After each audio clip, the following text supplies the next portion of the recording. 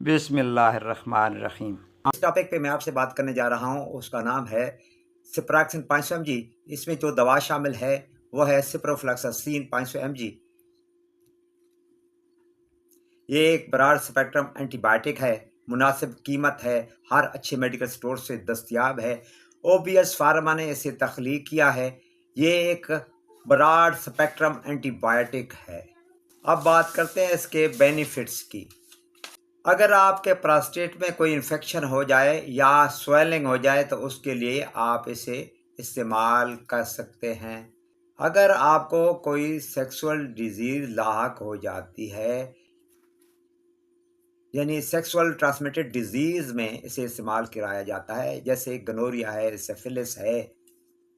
हड्डियों की बीमारी या स्वेलिंग यानी ऑस्टियोमिलाइटिस में भी आप इसे इस्तेमाल कर सकते हैं। इस दवा को आप रेस्पिरेटरी ट्रैक्ट इन्फेक्शन में भी इस्तेमाल कर सकते हैं। यानी अगर आपके फेफड़े में इन्फेक्शन हो जाए या आपकी सांस की नाली में इन्फेक्शन हो जाए या आपके गले में इन्फेक्शन हो जाए तो भी आप सिप्रोफ्लॉक्सासिन को इस्तेमाल कर सकते हैं। स्किन पर मौजूद फोड़े फंसियों या सॉफ्ट टिश्यू में इन्फेक्शन हो जाए तो भी आप इस दवा को इस्तेमाल कर सकते हैं। अगर आपको यूरिनरी ट्रैक्ट इन्फेक्शन हो जाए तो भी आप इस दवा को इस्तेमाल कर सकते हैं। यानी अगर आपके गुर्दे में इन्फेक्शन हो जाए और पेशाब जल कर आता है, गुर्दे की नालियों में यानी यूरेटस में इन्फेक्शन हो जाती है और जलन होती है,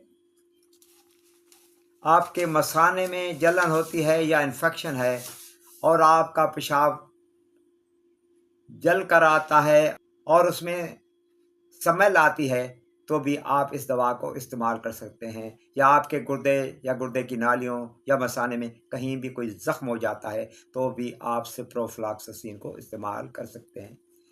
इस दवा को आप डायरिया में भी इस्तेमाल कर सकते हैं। इसे आप टाइफाइड फीवर में भी इस्तेमाल कर सकते हैं, जिसे हम अंतड़ियों की बीमारी कहते हैं। अगर किसी शख्स को नमूनिया हो जाता है तो भी इस दवा को आप इस्तेमाल कर सकते हैं। नमूनिया फेफड़ों की एक बीमारी है। इसे आप मेनिंजाइटिस में भी इस्तेमाल कर सकते हैं। यानी अगर किसी शख्स को गर्दन तोड़ बुखार हो जाता है तो भी इस दवा को इस्तेमाल किया जा सकता है। अलगर्ज आप इस दवा को यानी सिप्रोफ्लॉक्सासिन को हर किस्म की बैक्टीरियल इन्फेक्शन के लिए इस्तेमाल कर सकते हैं। अब बात करते हैं साइड इफ़ेक्ट की। तो नेज़िया हो सकता है, आपको वोमिटिंग हो सकती है यानी उल्टियाँ आ सकती हैं, आपको डायरिया हो सकता है, आपको डिजीनेस हो सकती है, आपका मैदा अपसेट हो सकता है, आपकी जिल्द पर ख़ारिश हो सकती है।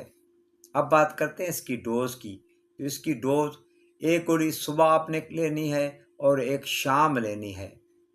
इसमें कमी पेशी के लिए आप अपने मुआलिज से मशवरा कर लें। वीडियो अच्छी लगे तो लाइक और शेयर कर लें। आपकी समातों का बहुत बहुत शुक्रिया।